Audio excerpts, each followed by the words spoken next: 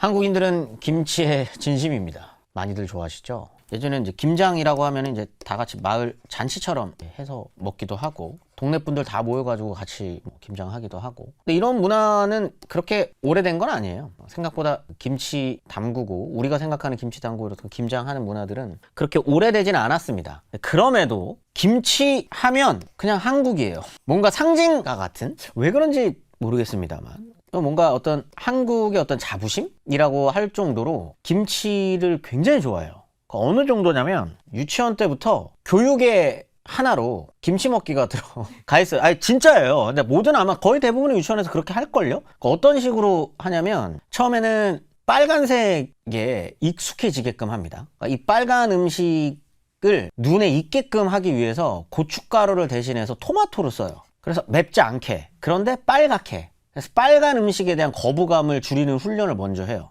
그래서 토마토로 담근 깍두기, 토마토로 담근 김치, 이런 걸로 먼저 빨간 건 무서운 게 아니야 라는 걸 싹 애들한테 인식을 시켜줘요. 인식을 심어줍니다. 그 다음에 토마토랑 고춧가루를 정말 살짝 섞어요. 그러면 이제 누구는가는 먹고 매워, 엄마 매워, 선생님 매워 하죠. 누군가는 또는 딱 먹어요. 특히 남자애들이 이제 주로 하나도 안 매워 선생님, 저는 사실 집에서 라면도 먹어요, 이렇게 한단 말이에요. 그러면 이 교육이 무섭습니다. 어릴 때부터 그 위계라고 하는 걸 애들 다 알거든요. 그 다음에 인간은 누구나 인종 욕구가 있습니다. 근데 이거를 김치 교육에, 김치 먹는 교육에 넣어요. 어떻게 하냐면, 선생님 저는 너무 맛있게 먹었습니다 라고 하면 그 친구에게 칭찬을 해줍니다. 우리 덕배는 와 7살밖에 안 됐는데 벌써 김치를 먹네? 벌써 이렇게 매운 걸 먹어? 칭찬을 해줘요.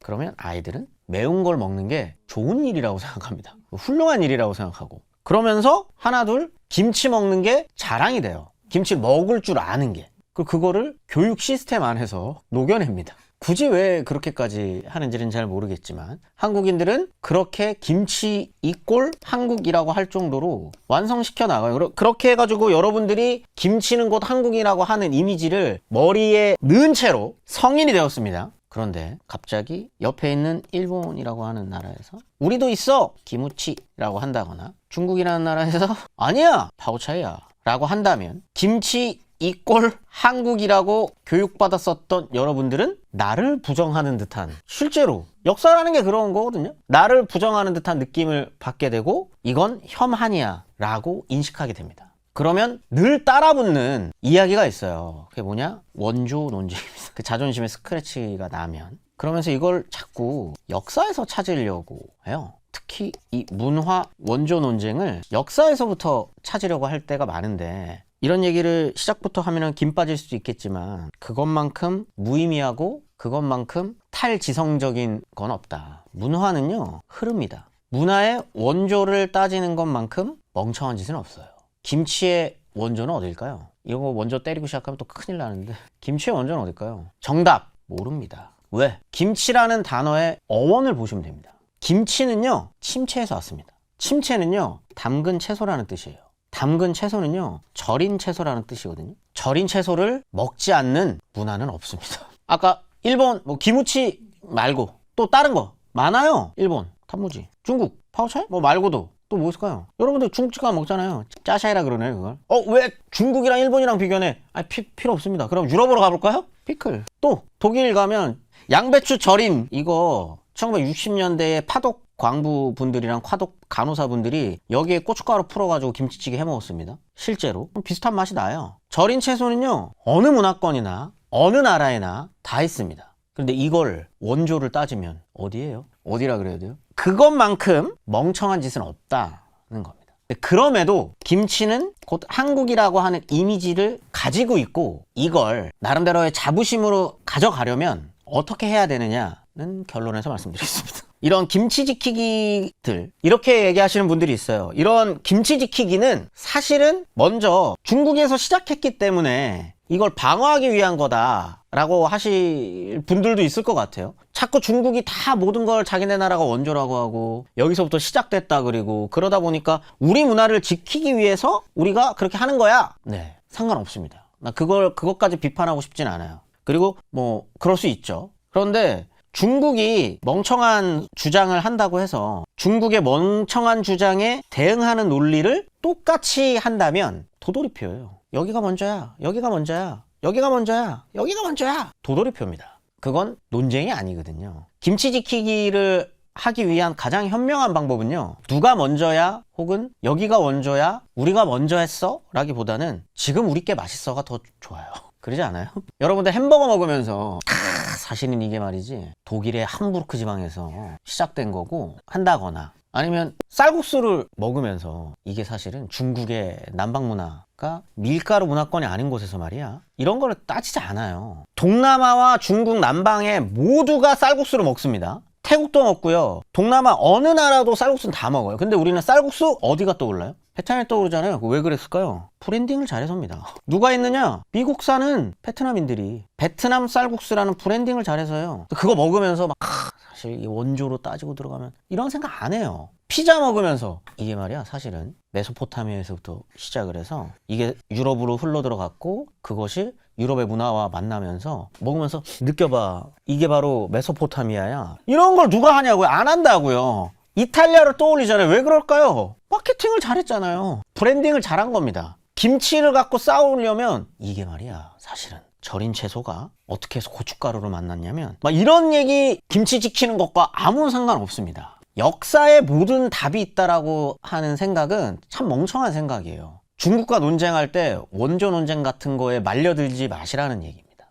그냥 지금 김치, 한국 김치가 맛있어, 얼마나 맛있는지 한번 볼래? 라고 하는 걸 발전시켜 나가면 된다. 다 했습니다. 오늘 이야기는 여기서 그러면 어떻게 해서 김치가 시작되었는지도 살펴봐야겠죠. 거꾸로 올라가겠습니다. 거꾸로. 왜 제가 자꾸 이런 밑밥을 깔았냐면요, 사실 지금 우리가 먹는 김치, 그리고 세계인들이 한국 김치 했을 때 떠올리는 그 김치의 모습이 만들어지는 건 정말 얼마 전입니다. 가장 빠르게는 1980년대예요. 1980년대가 되면 중요한 변화가 하나 생깁니다. 그게 컬러 TV입니다. 컬러 TV가 만들어지는 거랑 김치랑 무슨 상관이냐? 처음에 컬러 TV가 만들어지면서 요 무렵이 되면 TV 프로그램에 흥미로운 TV 프로그램이 하나 만들어져요. 그게 뭐냐면 음식 관련된 TV 프로그램입니다. 음식 관련된 게 어떤 거냐? 음식을 만드는 방법. 아주 흥미롭게도 먹방. 한국 사람들 먹방 참 좋아하죠. 왜 이런 거를 하게 됐는지는 저는 인류학자는 아니어서 잘 모르겠습니다만, 가난한 시절을 오랫동안 견뎠다가 80년대에 좀 부유해지면서부터 그럴 수도 있을 것 같아요. 아무튼 이 만드는 법, 그 다음에 음식 먹는 거, 이런 게 1980년대 TV 속으로 갑자기 많이 적극적으로 그런 TV 프로그램들이 만들어지기 시작을 해요. 자, 그러면 지금도 마찬가지입니다. 지금 여러분들 유튜브 할 때 불닭볶음면이나 아니면 그 매운 음식들이 잘 팔리는 조회수가 높은 이유가 있습니다. 파랑색 음식 먹으라 그러면 먹기 싫잖아요. 파랑색이 식욕을 떨어뜨리는 색깔이래요. 반대로 식욕을 높이는 색깔은 빨간색이랍니다. 빨간색을 보면 사람들은 시각적으로 좋아요. 먹기, 군침이 돌고. 생각해보면 빨간색 요리들이 우리나라에만 있는 게 아니에요. 매운 거 떠나서 토마토, 그 다음에 소세지, 이런 것도 다 약간 붉은 계열이거든요. 피자, 치즈 피자도 맛있지만 치즈 피자에 빨간색 페퍼로니가 올라가면 더 맛있어 보여요. 똑같습니다. 한국도 빨간 색깔 음식들이 종종 있어요. 그런데 여기에 김치랑 그게 뭔 상관이냐? 이때 본격적으로 김치 색깔이 말도 안 되게 새빨개집니다. 지금 보시는 것처럼. 왜? TV에 빨간 김치가 너무 먹음직스럽기 때문에. 그러면 고춧가루를 때려 박는 거예요. 예전에도 그랬냐? 아닙니다. 예전에 오리지널 김치들을 보면은 지금도 그렇게 드시는 분들이 있거든요. 김치가 한 조각 이렇게 있어요. 김치 한 조각이면 고춧가루가 듬성듬성 이렇게 있고 국물이 작작하니, 이런 김치가 더 오리지널이에요. 이런 식인데 이렇게 해서 TV로 카메라로 딱 찍어봤더니 먹음직스럽지 않은 거예요. 그럴 때 고춧가루를 범벅을 하는 겁니다. 너무 맛있죠? 너무 맛있겠죠? 이게 김치의 원형이 된 겁니다. 하나 더 들어가 볼까요? 원래는 함경도, 평안도, 전라도, 경상도의 김치는 사실상 다른 음식이라고 할 정도로 아예 다른 음식입니다. 전혀 달랐어요. 김치라고 똑같이 부르지만, 똑같이 배추를 넣고 절인 음식이지만 모양도 다르고요, 들어가는 재료도 다릅니다. 저희 집 같은 경우에는 이제 황해도랑 함경도식이 섞여 있는데 아까 말씀드린 것처럼 이게 배추가 이렇게 있고 뭐 무가 이렇게 있으면 허여멀건해요. 고춧가루도 몇 개 들어가지도 않고. 젓갈 안 씁니다. 진짜 이번 올해는 나 인심 썼다 우리 엄마 그러면 새우젓 조금 넣어요. 새우젓 조금 넣습니다. 그리고 생색내요. 야, 이번에 젓갈 좀 넣었다. 각오해 니네. 약간 비려. 니네 올해 김치 좀 각오해 하면 새우젓 들어. 저희 지금 처갓집 전라도입니다. 젓갈만 20개 들어갑니다. 젓갈이 20개 들어가요. 그냥 쓰느냐? 아닙니다. 하루 종일 끓여서 내려요. 그걸 내린다고 하더라고요. 젓갈을 내립니다. 이거를 김치에다 때려 박습니다. 그리고 삭혀요. 이 음식이 황해도 함경도 김치랑 같은 요리라고 할 수 있느냐 쉽지 않죠. 그런데 이게 이런 지역적 특징이 있지만 저도 함경도 황해도식 김치라고 불리는 김치를 먹지만 저도 담양식을 먹습니다. 지금 그래 저희 와이프가 저희 어머니가 담근 김치를 안 먹느냐? 먹어요. 왜 그러냐면 한국전쟁 때 한번 이게 섞입니다. 원래는 더 달랐는데 이게 전쟁 때 섞여요. 왜 섞일까요? 같이 사니까요. 한국전쟁 우리가 다음 시간에 다룰 텐데 전장이 1년 동안 수차례에 걸쳐서 바뀝니다. 낙동강정선까지 내려왔다가 9.28 서울 수보 한번 왔다가 1.4.5세 때 또 내려갔다가 다시 휴전선까지 여러 번의 그게 있고요. 특히나 1.4.5태 때가 되면 이북분들이 쫙 38선 이남으로 내려오는데 어떤 분들은 부산에 자리 잡고 어떤 분들은 서울에 자리 잡고 어떤 분들은 청지역에 자리 잡고 학살이 이루어졌기 때문에 강원도에 있었던 분들이 전라도로 가는 경우도 있고 충청도에서 학살당했었던 가족들 중에 누군가는 동네에서 살 수 없기 때문에 강원도로 가거나 대구로 가거나 부산으로 가기도 하고 서울로 올라가기도 하고 다 섞입니다. 오리지널 내가 이 동네에서만 살았었다 라고 하시는 분들이 있지만 섞이는 경우들이 굉장히 잦아져요. 그러면 조리법도 섞입니다. 그러면서 지금의 또 어떤 김치의 어떤 원형 같은 것들이 또 만들어지는 거죠. 조금만 더 뒤로 가볼까요? 1950년대로 넘어서 전쟁 요 무렵 여러분 김장김치 상상해보세요. 김장 담그는 상상. 그러면 배추가 어떤가요? 어떤 배추를 쓰나요 우리는? 어떤 배추가 좋다고 그러죠? 큰 배추? 그래서 알찼다 그러잖아요. 알이 꽉 찬 배추. 그래서 올해 배추는 씨알이 굵다 라고 하거나 야 올해 배추는 속이 꽉 찼다 라고 표현하잖아요. 그거는 1950년대에 처음 만들어지는 배추입니다. 얼마 안 됐어요. 원래 배추라고 우리가 상상을 하면 이렇게 해가지고 여기 꼭다리 이렇게 있고 이렇게 이런 배추잖아요. 이렇게 돼 있어서 칼 쫙 하면 쭉 소리 나면서 갈라지는 그 배추. 여기 그래서 이렇게 속이 이렇게 차 있죠. 이거는요 젖부치기에서 만든 배추예요. 원래 없는 배추입니다. 이런 배추는 없어요. 이런 배추는 그 육종학이라고 종자를 섞어서 만든 거예요. 누가 만들었냐? 유명한 분이 만듭니다. 여러분 다 아시는 분이에요. 누구? 맞아요. 우장춘입니다. 우장춘 박사가 육종학의 대가인데 이분이 일본에 있다가 아버지의 땅인 한국으로 넘어오게 되고 수많은 식물들을 젖부치기를 통해 만들어내서 그 중에 하나가 지금의 배추예요. 지금의 한국의 식문화를 많이 바꿉니다. 원래 낑깡 조그만한 거였는데 그걸 또 여러 개 붙여가지고 감귤 만들기도 하고 원래 그러면은 무슨 배추냐? 조선 배추라고 불리는 배추는 따로 있습니다. 약간 시래기 같아 시래기. 이렇게 생겼는데 이게 요만해요. 이렇게 해서 흔들면 흔들려요. 흔들려요. 몇 가닥 빼잖아요? 씨알도 거의 없고 이렇게 짱짱하지 않아요. 그런 걸 잘라가지고 소금에 한번 절인 다음에 젓갈을 쓰는 동네에선 젓갈을 이렇게 써서 이렇게 절여요. 그 다음에 고추는 소량 혹은 고추는 원래 이렇게 뿌리는 용도가 아닙니다. 고추는 나중에 고추는 뒤에 가서 설명을 하겠지만 고추는 항균 작용을 하는 겁니다. 썩지 말라고 넣는 거예요. 그러면은 고추를 어떻게 넣느냐? 통째로 넣습니다.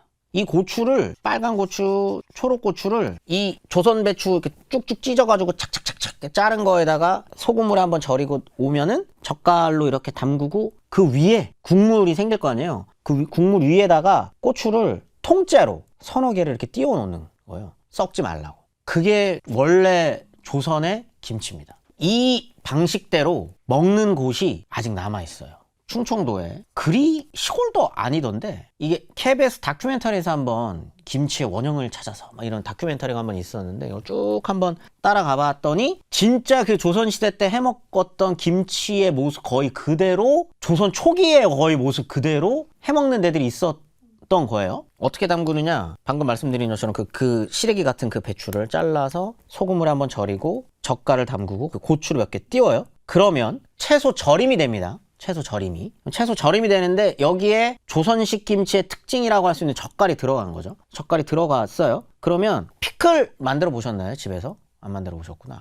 소금물에 절인 채소는 물을 만들어요. 물이 엄청 많아지거든요. 그래서 채소도 그 시큼한 그 물이 이렇게 한가득 담겨 있잖아요. 그런데 한국 조선식 김치는 그 물을 빼요. 어떻게 빼냐면 독을 깨요. 원래 독을 깨면 국물이 다 빠져나갑니다. 익으면서 국물이 쫙 빠져나가죠. 그러면 젓갈과 소금에 절인 고추가 항균작용을 해주면서 썩지 않게 막아주고 안에서 삭습니다. 상상이 되세요? 냄새 어떨지? 탁 하고 꺼내잖아요? 지금 한국인들 그거 못 먹습니다. 너무 꿉꿉해서. 실제로 거기에 인터뷰 갔던 PD님이 냄새로 코를 막아요. 그리고 딱 한 입 먹어보고 했던 그 첫 마디가 홍어 맛이 나네요 였어요. 젓갈이랑 함께 삭혀진 겁니다. 이게 김치의 원형입니다. 진짜 역사 갖고 자꾸 따지실 거예요? 이게 김치의 원형이에요, 이게. 그래서 지금의 충청도 그 동네에서도 그대로 먹지 않아요. 끓여 먹거나 다른 재료랑 함께 찌개 같은 거를 해서 먹죠. 아무튼 그렇게 해서 조금씩 변화 과정을 거쳐 나간 게 김치고요. 아무리 빨리 잡아도 일제강점기 요 정도 무렵이 돼야 우리가 알고 있는 김치의 모습이 완성이 된다. 그러니까 원조 갖고 싸울 필요는 없다. 말씀드린 것처럼 전 세계에도 이런 김치와 비슷하게 생긴 음식들은 있다. 그러면 한국은 이 절인 채소 김치를 언제부터 먹기 시작을 했나? 양국 사람들 또 이거 올해 또 원조 논쟁 들어가면 당연히 우리가 훨씬 먼저 먹고 동아시아에서 우리가 제일 빨리 먹었고, 그걸 좋아하시는 분들은 오늘 좀 기분이 나쁘실 수도 있는데, 기록상, 그래서 기록이 중요합니다, 여러분. 기록이 참 중요해요. 역사는 기록이 다예요. 기록상 최초는 13세기 정도 돼야 돼요. 13세기 정도 됐을 때도 사실은 추정이에요, 추정. 역귀풀 절임 속 마름도 끼고, 여기에서 절임이 채소를 절인 거지 않을까? 그럼 이거는 채소 절임이니까 김치의 원형이지 않을까? 추정입니다. 요게 14세기 정도 무렵인 건데, 이것도 느려! 너무 느리지 않니? 그럼 그전에는 안 먹었다는 소리야? 더 끌어올리시는 분들이 있어요. 그게 뭐냐면 고구려 때 한번 들어보시고 여러분들도 한번 판단을 해보시기 바랍니다. 고구려 때 두 가지가 있습니다. 기록으로는 채소를 어디에다가 저장했다라고 하는 표현이 있어요. 그리고 고구려 고분 벽화를 보면 그 창고에 항아리 같은 게 이렇게 여러 개가 있어요. 그럼 이 두 개를 섞어 보면 이 항아리에 채소가 있었을 것이고, 당시 고구려는 장문화는 확실히 있습니다. 장문화는 있었던 것 같으니 소금을 통해서 절이는 기술은 당연히 있었을 것 같고, 그럼 이 항아리에는 김치가 있지 않았을까? 라는 추정을 하기도 합니다. 그러면 절인 채소인 김치는 우린 삼국시대부터 먹었어 라고 하시는 분들도 있어요. 이게 왜 중요한지는 모르겠습니다만, 그렇게 생각하시는 분들은, 하고 싶으신 분들은 하셔도 됩니다. 다시 한번 말씀드리지만 그게 중요한 건 아니라는 거.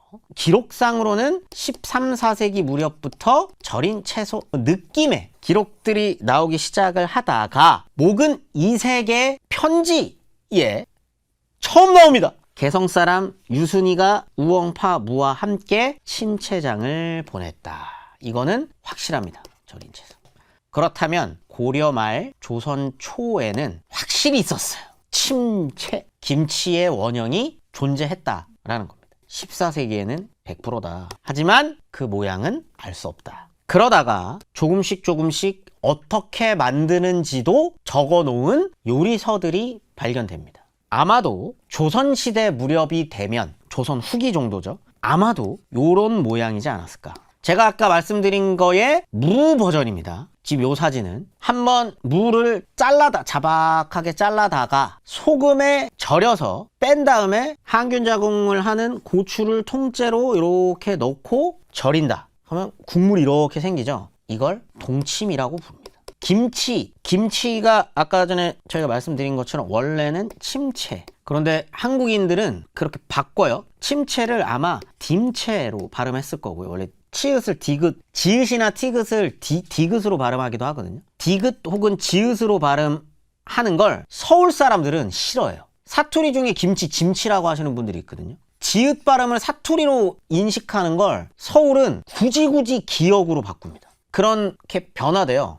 그래서 서울에서는 침체, 짐체, 짐치, 침치라고 불렀던 걸 김치라고 불렀고 요게 표준어가 된 거예요. 겨울에 먹는 김치를 앞에 겨울동자를 써서 침이 동치미가 되는 거죠. 동침. 겨울에 먹는 김치가 동치미가 되는 겁니다. 요런 음식들은 무로 담그는 음식은 그 김치는 아마 겨울철에 먹는 김치였을 거다라고 우리가 추측을 할 수 있는 거죠. 그런 과정에서 어쩌다가 고추라는 놈이 김치에 들어가게 됐느냐. 원래 고추는 중미 특히 요 멕시코라고 부르면 안 됩니다. 멕시코 사람들은 멕시코라고 하거든요. 본인 나라 이름에 맞게 불러줘야죠. 멕시코에서 처음에 갖고 오게 되는데 처음부터 이 유럽인들이 고추를 갖고 왔을 때부터 고추가 항균작용을 한다는 걸 알아요. 그런데 먹어봤더니 여러분 맵부심 함부로 부리시면 안 돼요. 멕시코 고추요 정말 맵습니다. 돌아버리게 매워요 정말. 멕시코 친구들이 매운 거 진짜 잘 먹거든요. 인도 이런 친구들도 매운 거 진짜 잘 먹어요. 멕시코 고추를 딱 먹었는데 알인 거예요. 그래서 유럽인들 초기 기록들을 보면 이게 약간 멕시코에서 넘어온 그 고추를 이름을 붙일 때 원래 유럽은 그 남성형 명사, 여성형 명사 따로 있잖아요. 강력한 남성형 명사가 됩니다. 그다음에 이거를 먹는 건 약간 용기 있는 행위 뭐 이렇게 돼요. 그래서 처음에 유럽인들 지금도 매운 거 진짜 못 먹거든요. 고추는 유럽에서는 관상용 식물입니다. 근데 이게 전파되기 시작을 하는데 언제 조선으로 그러면 들어오느냐? 모릅니다. 누가 기록을 해놨겠어요? 그런 걸? 몰라요. 여러 가지 설이 있어요. 일본을 통해 들어왔다. 아니다. 조선이 일본에게 전해줬다. 아니야. 그냥 동시기에 같이 들어왔어. 여러 설이 있는데 알 수 없습니다. 왜냐면 기록마다 섞여 있어요. 흥미롭게도 조선의 기록에는 일본에서 왔다고 되어 있고요. 일본의 기록에는 고추를 고려 후추라고 부릅니다. 한국에서부터 온 거, 조선에서부터 온 것처럼 쓰여놓기도 해요. 그래서 제가 말씀드리는 거예요. 문화의 원조 찾지 마라. 왜냐? 이렇게 다 흘러요. 자연스럽게 들어가요. 그런데 처음에는 일본도 그렇고 한국도 그렇고 둘 다 무기로 씁니다. 빠다가 터트려서 약간 생화학 무기 눈에 들어갔어 이렇게 써요. 근데 다 알아요. 이게 균을 너무 매우니까 죽여요. 근데 처음에는 이걸 죽이니까 그 다음에 무기로도 쓰니까 어떤 식으로 생각을 하냐면 이게 독이라고 생각해요. 독이라고 생각하는 실제로. 여기 넣어봤더니 안 썩어. 음식이 썩지 않네? 그러면 이거를 먹는 게 여러분들 요즘에는 동치미에 있는 고추 잘라가지고 음식에도 써먹잖아요. 예전에 안 먹었어요. 위에다가 띄워놓고 이거는 썩지 말라고 넣는 거지 이걸 먹는 용도가 아닌 거예요. 빼서 먹는 겁니다. 그리고 음식을 전공하시는 분들이나 이런 분들도 다 똑같이 말씀하시잖아요. 매운 맛은요 맛이 아닙니다. 통증이에요. 물론 저도 매운 음식 좋아합니다. 그런데 이제 그걸로 부심을 부리실 필요는 없다. 처음에는 이런 항균 작용을 하는 용도로 들어오게 되고 그게 통째로 들어가는 음식으로 이렇게 되다가 이거를 누군가가 먹어봤겠죠. 잘라서 먹어봤더니 못 먹을 정도는 또 아닌 거죠. 그리고 누군가는 또 그 통증이 짜릿하고 맛있었을 수도 있을 거고요. 왜 갑자기 갈아서 가루를 만들어서 음식에 넣었는지는 모르겠어요. 알 수 없습니다. 왜 이런 행위를 했는지에 대해서는 나오지는 않아요. 어느 순간 고추를 가루를 내서 이렇게 입히기 시작합니다. 그런데 이것도 지금의 이런 모습은 아니고요. 아까 말씀드린 것처럼 아마 조금 덜 썩으라고 처음에 넣었을 수도 있고 이런 식으로 넣어서 먹다가 아주 김치가 변화하는 분기점은 고춧가루가 들어가서가 아닙니다. 뭘까요? 전 세계에 있는 다양한 절임 채소와는 다른 김치라고 하는 절임 채소에만 독특하게 들어가는 무엇인가가 있어요. 그리고 이것이 중국에 있는 파오차이라고 불리는 절임 채소랑 일본에 있는 기무치나 다른 단무지나 이런 다른 절임 채소와 근본적으로 다른 겁니다. 그렇기 때문에 김치의 독특함 그리고 이것이 곧 한국의 김치라고 하는 거를 한국인이라고 하는 거, 한국인이 먹는 음식이라고 하는 걸 상징하는 것일 수도 있는 거예요. 그건 고춧가루가 아닙니다. 뭘까요? 맞습니다. 젓갈입니다. 왜? 동물성 단백질이 채소랑 맞나요? 그러면 다른 절임 채소는요. 격가지 요리입니다. 내가 메인 음식을 먹을 때 예를 들면 피클 언제 먹어요? 피자 먹거나 스테이크 먹을 때 먹고 고기 먹고 피클 먹고 단무지 언제 먹습니까? 짜장면? 메인 요리는 먹고 격다리는 먹고 짜샤이, 파오차이 다 격가지 요리예요. 그런데 김치는요, 여러분들이 좋아하는 국뽕 한번 넣어드릴까요? 김치는요, 완전식품입니다. 왜? 젓갈이 들어갔기 때문에. 그러면 동물성 단백질을 함유하고 있는 음식입니다. 그러면 밥이랑 김치만 있어도 어느 정도 영양소를 다양하게 섭취할 수 있어요. 그러면 김치는 메인 요리로 올라갑니다. 그게 일반적인 다른 문화권의 절임 채소와는 다른 점이라고 하는 거죠. 그렇기 때문에 김치가 위대한 음식이지 않겠습니까? 그런데 그렇게 되기까지는 꽤 오랜 시간이 흘러야 하고 조선 후기는 돼야 된다. 이 처음의 모습은 가장 초기 기록을 보면은 꿩고기를 섞어요. 근데 꿩고기 이 동물성 단백질 중에서도 육고기가 들어가잖아요. 그러면 발효가 되지 않고요, 썩습니다. 그래서 아마 이게 젓갈이 들어갔다고 하는 건 해양성 수산물이죠. 수산물이 채소와 만나게 되는 거고, 그러면 염분이 절여지면서 소금이랑 같이 절여지면서 썩지 않게 막아주고 그게 발효가 되는 과정으로 넘어가게 되는 거예요. 그러려면 아까 말씀드린 고추와 고춧가루도 필수적으로 들어가야 하는 재료가 되는 거죠. 채소, 소금에서 끝나는 절임 채소에서 고춧가루가 들어오면서 좀 더 저장 기간이 늘어나고 거기에 젓갈이 들어가면서 완성식품으로 변했지만, 이 완성식품인 김치, 젓갈이 들어간 김치를 더 오랫동안 썩지 않게 막아주는 역할을 또 고춧가루가 해주면서 지금의 김치의 모습으로 완성이 되는 겁니다. 그럼 이렇게 다양한 김치의 모습으로 석박지부터 해가지고 이런 모습으로 되는데, 그런 김치의 원형이 일제강점기가 되면서 김치가 매운 음식이 된 거잖아요. 이제 19세기로 넘어가는 순간 이 과정을 거치면서 이 매운 음식을 먹는 사람은 누구냐, 매운 음식을 먹을 줄 아는 사람은 누구냐, 거기에 더해서 잘 먹는 사람은 누구냐, 조선인이다. 조선인들은 매운 음식을 잘 먹고 먹을 줄 알고 원래 우리의 음식 문화는 이런 거야. 왜 이런 거를 강조하느냐? 일본은 그러지 못하는 애들이니까. 일본 애들은 매운 것도 못 먹어가 되면 매운 음식이 민족의 음식이 됩니다. 일본 애들은 할 줄 모르는 것, 일본 애들은 먹을 줄 모르는 것이 되면 이게 민족을 상징하는 음식이 돼요. 그래서 김치가 가장 대표적인 매운 음식이기 때문에 김치가 조선 민족을 상징하는 요리가 된 거예요. 그러면서 김치를 먹으면서 쟤네는 매운 음식 못 먹어 하는 맵부심이라고 하는 게 조금씩 만들어지고요. 실제로 이때 신문에서 계속 그런 걸 강조합니다. 일본 애들은 매운 음식을 먹지 못한다. 민족의 음식 김치. 뭐 이런 식의 그런 상징성들이 일제강점기 때 만들어지면서 이 점점 매워지는 거예요. 쟤네 못 먹잖아. 쟤네는 못 먹어. 야, 때려보. 그게 1980년대로 넘어가면서부터는 이런 딱 모양의 더욱더 자극적인 빨간색이 들어간 김치의 모습을 갖추어 나간다. 그렇기 때문에 김치를 아끼고 사랑하신다면 자꾸 원조, 과거, 역사, 얼마나 오래됐고 얼마나 한국인들이 오랫동안 이걸 먹어왔고 이런 거 하지 마시고요. 김치가 지금 우리가 먹고 있는 김치가 얼마나 맛있는지만 생각하세요. 그리고요, 이 맛있음을 어떻게 발전시켜 나갈지를 생각하십시오. 그리고 이걸 어떻게 브랜딩 할 것인지 생각하는 게 훨씬 더 좋은 방법이 아닌가. 브랜딩 잘하고 더 맛있는 김치를 해외에 김치라고 해서 판매할 수 있기를 기원하는 것이 김치를 아끼고 사랑하는 방법이지 않을까라는 생각. 그리고 맵부심도 굳이 좋은 거 아니다 라고 하는 걸 마지막으로 말씀드리면서 김치 역사 마무리하도록 하겠습니다. 네, 오늘은 김치의 시작부터 최근의 김치의 트렌드까지 얼마나 한국인들이 김치를 아끼고 사랑하는지까지 이야기를 좀 나눠봤습니다. 저는 오늘 여기서 인사를 드리고요. 다음에 여러분을 더 혹하게 할 만한 이야기를 들고 찾아오도록 하겠습니다. 수고하셨습니다. 감사합니다.